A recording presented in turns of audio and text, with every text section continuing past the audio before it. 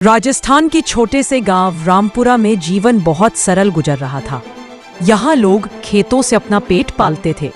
उसी गांव में रामलाल नाम का किसान अपनी पत्नी गंगा, बेटा मुकेश 12 साल का और बेटी रीना 9 साल की के साथ रहता था। रामलाल मेहनती था, लेकिन किस्मत हमेशा उसका इम्तिहान लेती रहती। कभी सूखा तो कभी बेमौसम बारिश उसकी फसलों को बर्बाद कर देती। फिर भी वह रोज सुबह सूरज के साथ उठता और खेतों की मेड़ों पर खड़ा होकर आसमान की ओर उम्मीद भरी नजरें डालता। गर्मी बहुत लंबी खींच गई थी। कुएं और तालाब सूख चुके थे। खेतों की मिट्टी दरारों से भर गई थी। गांव वाले रोज आपस में बात करते, अगर इस बार भी पानी न बरसा तो हम सब भूखे मर जाएंगे। रामलाल घर लौटता तो उसकी पत्नी गंगा पूछती, कुछ आसार दिखे? रामलाल सिर झुका देता। बच्चे उसकी थाली में सूखी रोटियां देखते और पूछते, बाबा दाल कब बनेगी? रामलाल का दिल तड़प उठता। जुलाई की दोपहर थी। अचानक आसमान में काले बादल छा गए। बिजली चमकी और पहली मोटी मोटी बूंदें गिरी।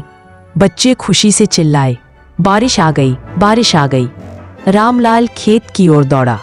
उसने हाथ फैलाकर बूंदों को महसूस किया। मिट्टी की सौंधी खुशबू ने उसका मन भर दिया। वह बोला, गंगा, भगवान ने हमारी सुन ली। उस रात गांव में जश्न का माहौल था। पकौड़े बने, ढोलक बजी और हर चेहरे पर मुस्कान थी। लेकिन बारिश थमी ही नहीं। पहले दिन खुशी थी, दूसरे दिन उम्मीदें थीं, तीसरे दिन चिंता शुरू हुई। गांव का नाला उफनने लगा। खेतों में पानी भर गया। गंगा बोली, जी ये बारिश अगर ऐसे ही चलती रही तो फसलें डूब जाएंगी। रामलाल चुपचाप आसमान देखता रहा। लगातार 1 हफ्ते तक बारिश होती रही। गांव के घर गिरने लगे, जानवर बह गए, लोग ऊंचे टीले पर जाकर अपनी जान बचाने लगे।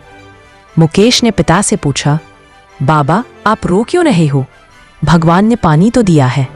रामलाल ने गले लगाकर कहा, हाँ बेटा, पानी दिया है, लेकिन जब ज्यादा पानी बरसता है तो खेत डूब जाते हैं, किसान की सारी मेहनत बह जाती है। बारिश थमी तो गांव वाले खेत देखने पहुंचे। हर जगह कीचड़ ही कीचड़ था। रामलाल का खेत पूरी तरह बर्बाद हो चुका था। बोए गए बीज गल चुके थे। गांव के बुजुर्ग बोले, बेटा यही किसान का जीवन है, संघर्ष और उम्मीद। रामलाल ने मिट्टी उठाई और कहा, धरती माँ, मैं तुझे छोड़ूंगा नहीं, फिर से मेहनत करूंगा। गांव वाले मिलकर एक दूसरे का सहारा बने। जिनके घर टूटे थे उनके लिए नई झोपड़ियां बनाई गईं। जिनके पास अनाज था उन्होंने बांटा। रामलाल ने सबको संगठित किया तो फिर से जीवन लौटेगा। धीरे धीरे पानी सूखने लगा।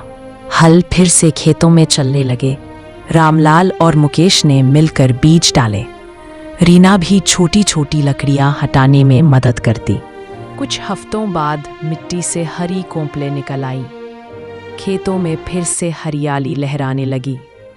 रामलाल की आंखों में चमक लौट आई।